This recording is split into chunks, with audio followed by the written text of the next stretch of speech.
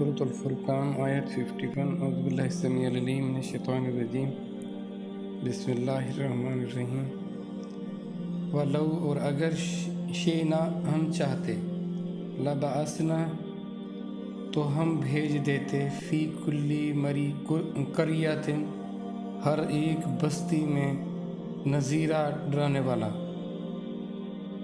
اگر ہم چاہتے تو بھیج دیتے ہر بستی میں کوئی ڈرانے والا۔ اللہ سے تعلق، اللہ سے جو انسان کا جو وابستگی ہے، اگر وہ اس کو نہیں اختیار کرے گا تو اس کے ساتھ کیا ہوگا، اس کا کتنا خسارہ ہے، کیا معاملات ہیں، تو اس چیز سے خبردار کرنے والے بھیجے جاتے۔ اگر اللہ چاہتے تو ہر علاقے، ہر بستی، ہر شہر میں کوئی الگ سے بھیج دیا جاتا، لیکن ایسا نہیں کیا گیا۔ اس سے پہلے نبی پاک صلی اللہ علیہ وآلہ وسلم سے پہلے جو ہوتا رہا، جیسے بھی بھیجے جاتے رہے، جو اللہ کی مرضی تھی، اللہ نے جیسا کیا۔ لیکن اب کی بار، اب اس نظام کو، جو سلسلہ تھا رسالت کا، نبوت کا، پیغام رسانی کا، جو اللہ کی طرف سے بھیجا جانا تھا انسانیت کی فلاح کے لیے، اس کی کامیابی کے لیے، تو وہ روک دیا گیا۔ اب رسول اللہ صلی اللہ علیہ وسلم کے بعد کسی نے نہیں آنا۔ تو اب اللہ چاہتے تو ہر علاقے میں، لیکن دیکھا جائے جیسے اللہ کی وحدانیت ہے، اللہ وحدہ لا شریک ہیں، اب اس کے بتانے والا بھی صرف ایک ہے۔ اب جس کی سرکردگی میں، جس کی اطاعت میں باقی تمام انسانوں نے اب رہنا ہے، وہ کسی بھی علاقے، کسی بھی قوم، کسی بھی رنگت سے ان کا تعلق ہوگا، تو وہ سارے کے سارے ایک کی اطاعت کریں گے، ایک کا اصول، ایک کی شریعت چلے گی۔ اب یہ ذات چاہتی تو یہ بھی بتا رہی ہے، جو ذات کہ الگ الگ سے بھی بھیجا جا سکتا تھا، لیکن اس نے ایسا نہیں کیا۔ اس کے پیچھے بھی اس کی بہت سی حکمتیں ہیں، اور وہ ساری کی ساری حکمتیں انسان کے فائدے کے لیے ہیں، انسان کی عظمت اور اس کی ترقی کے لیے ہیں۔ اب یہاں دیکھیں، قرآن کا اسلوب دیکھیں، قرآن کا دیکھیں، ابھی پچھلی آیتوں میں کیا بات ہو رہی تھی، ٹھیک ہے نا، بارش برسائے جانے کی، پھر پانی کی مختلف باتیں بتائی گئیں۔ اب فوراً بعد ہی دیکھیں جو رسالت کا تذکرہ ہو رہا ہے، جو اس ڈرانے والے کا، جو اللہ کا پیغام پہنچانے والے کا تذکرہ ہو رہا ہے۔ اب اس سے آپ کو کیا سمجھ آتی ہے؟ دیکھیں، قرآن میں بار بار آیات کو پھیر کر پیش کیا جاتا ہے۔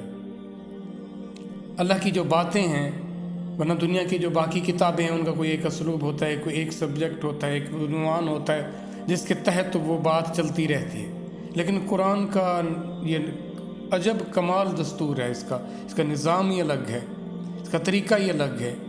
اب اس سے یہ پتہ نہیں چلتا کیا کہ اصل بات تو اللہ سے تعلق کی ہے، اس کی پہچان، اس کی معرفت ہے۔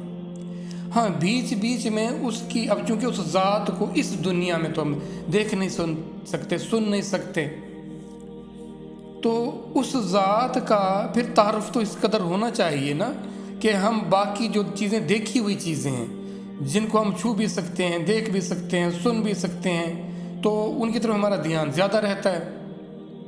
پھر ان چیزوں کی حقیقت بتائی گئی ہے۔ دیکھیں، ایک نبی پاک صلی اللہ علیہ وسلم کی دعا ہے، جس میں نبی پاک صلی اللہ علیہ وسلم اللہ سے فرماتے ہیں کہ اللہ مجھے اشیاء کی حقیقت کا علم عطا فرما۔ اب دیکھیں، بڑی، اگر اس پہ ان ڈیپتھ اگر آپ اس پہ غور کریں تو بڑی کمال دعا ہے۔ اب ایک سائنٹسٹ ہے، وہ بڑے کمال سائنٹسٹ ہے، وہ کہتے تھے کہ جی جو اصل چیز ہے نا، وہ چیزوں کی ریئلٹی ہے، کہ چیزیں ہیں کیا اصل میں۔ جب آپ کو چیزوں کی حقیقت معلوم ہو جائے گی تو آپ کو کائنات کا علم ہو جائے گا۔ اب دیکھیں، نبی پاک صلی اللہ علیہ وسلم، اور ہم بہکے ہوئے ہیں، دیکھیں ہم جن چیزوں کی طرف مائل ہوئے ہیں، رشتوں کی طرف مائل ہوئے ہیں، کچھ چیزوں کی طرف مائل ہوئے ہیں، تو ان کی حقیقت اگر ہمیں اصل میں علم ہو تو وہ اس رب کی ذات سے تعلق، وہ چیزوں کا علم جو ہے، حقیقت جو ہے، اس رب کی ذات تک لے جائے گی آپ کو۔ تو حقیقت میں وہ علم ہے۔ اور اچھا، اب بات ہو رہی تھی کہ اللہ اپنے تعلق میں اپنے معرفت میں، اپنی پہچان میں پھر اس دنیا کی مختلف چیزوں کا تذکرہ کیوں کرتے ہیں؟ وہ اس لیے کرتے ہیں کہ تمہیں تو ان سے واسطہ ہے، تم ان کو ڈینائی تو نہیں کر سکتے، یہ تو تمہارے ثبوت ہیں نا، یہ ایویڈنس تمہارے پاس ہیں، دیکھو غور کرو یہ کیا ہے، ان کی حقیقت کیا ہے۔ جب تم ان پر غور کرو گے، تدبر کرو گے، تفکر کرو گے، تو کوئی دوسری رائے نہیں ہے کہ تم اس ذات کی طرف مائل نہ ہو جاؤ، تم اس ذات کی طرف راغب نہ ہو جاؤ۔ تو یہ مجھے آپ کو سمجھانے کے لیے میرے ارد گرد میں موجود جو چیزیں ہیں، جو اشیاء ہیں، جو عوامل ہو رہے ہیں، ان کی حقیقت سے اللہ ہمیں آشنا فرماتے ہیں۔ دیکھو یہ دیکھو، گویا کہ اللہ ثبوت، اپنی نشانیاں پیش کرتے ہیں اور ان حقیقت کے ساتھ پیش کرتے ہیں۔ جب تک ہم ان کو اللہ کی ذات سے، اس بنانے والے سے، اس خالق سے ریلیٹ نہیں کرتے، ہمارا علم ادھورا ہے، ہمارا علم ناقص ہے۔ علم کی جو حقیقت ہے وہ اس کی معراج تک پہنچنا ہے، وہ اس کے آخری درجے تک پہنچنا ہے، اور وہ رب کی ذات ہے۔